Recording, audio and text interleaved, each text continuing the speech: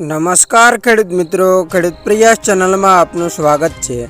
આજે તારીખ 30 માર્ચ 2024 સવારના મહત્વના હવામાન સમાચાર ચેનલમાં નવા હો તો સબસ્ક્રાઇબ કરી લેજો।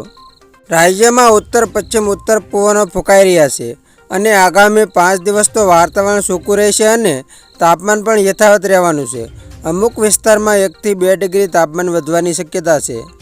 હવામાન નિષ્ણાત અંબાલાલ પટેલે જણાવ્યું છે કે આગામી દિવસોમાં એક પછી એક વેસ્ટર્ન ડિસ્ટર્બન્સ આવતા જશે અને દેશના ઉત્તર પર્વતીય વિસ્તારોમાં હિમવર્ષા થવાની શક્યતા રહેશે। આંધી, વંટોળ અને ભારે પવનનું જોર રહેશે। ગુજરાતમાં મોટાભાગના વિસ્તારોમાં આવતીકાલથી ગરમીનું પ્રમાણ વધશે, જેમાં વડોદરાના ભાગોમાં 42 ડિગ્રી આસપાસ તાપમાન પહોંચવાની શક્યતા છે। અમદાવાદ અને ગાંધીનગરના ભાગોમાં 40 થી 41 ડિગ્રી તાપમાન થવાની શક્યતા રહેશે। સાબરકાંઠા, પંચમહાલના ભાગોમાં 40 થી 41 ડિગ્રી તાપમાન થઈ શકે છે। સૌરાષ્ટ્રના ભાગોમાં 40 ડિગ્રી તાપમાન થઈ શકે છે। સુરેન્દ્રનગરના ભાગોમાં મહત્તમ તાપમાન 41 ડિગ્રી થઈ શકે, જ્યારે કચ્છમાં 40 ડિગ્રી તાપમાન થઈ શકે છે। રાજ્યના ભાગોમાં કાલથી ગરમીનો પારો વધશે અને એક પછી એક વેસ્ટર્ન ડિસ્ટર્બન્સ આવતા પુનઃ મહત્તમ તાપમાનમાં ઘટાડો થવાની શક્યતા રહેશે।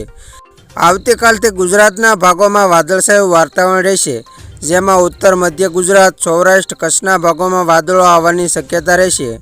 28 થી 29 માર્ચમાં ગરમી પવનની શક્યતા રહેશે। 30 થી 31 માર્ચમાં ફરી પલટો આવશે। મહારાષ્ટ્રના ભાગોમાં વાદળો આવવાની શક્યતા રહેશે। ગુજરાતના ભાગોમાં વાદળો આવવાની પણ શક્યતા રહેશે। હવામાન નિષ્ણાત અંબાલાલ પટેલે વધુમાં જણાવ્યું છે કે 1 થી 3 એપ્રિલ સુધીમાં વાદળો આવશે અને 5 એપ્રિલ સુધીમાં અરબ સાગરનો ભેજ અને બંગાળના ઉપસાગરના ભેજના કારણે ગુજરાતના ભાગોમાં વાદળછાયું વાતાવરણ રહેશે। અમુક ભાગોમાં ગાજવીજ સાથે વરસાદની શક્યતા રહેશે। ગુજરાત અને રાજસ્થાનની બોર્ડરના વિસ્તારોમાં પ્રી મોન્સૂન એક્ટિવિટી જોવા મળશે। આ સાથે તેમણે જણાવ્યું છે કે 6 થી 8 એપ્રિલમાં હવામાનમાં પલટો આવશે અને વાદળછાયું અને રાજ્યના કોઈ ભાગોમાં આંધી, વંટોળ અને પવનની શક્યતા રહેશે। એટલે કે ફાગણના અંતમાં ગુજરાતના ભાગોમાં હવામાનમાં મોટો પલટો આવી રહ્યો છે, જેમાં આંધી, વંટોળ, પવનના સુસવાટા સાથે ગુજરાતના અમુક ભાગોમાં પ્રી મોન્સૂન એક્ટિવિટી શરૂ થઈ જશે।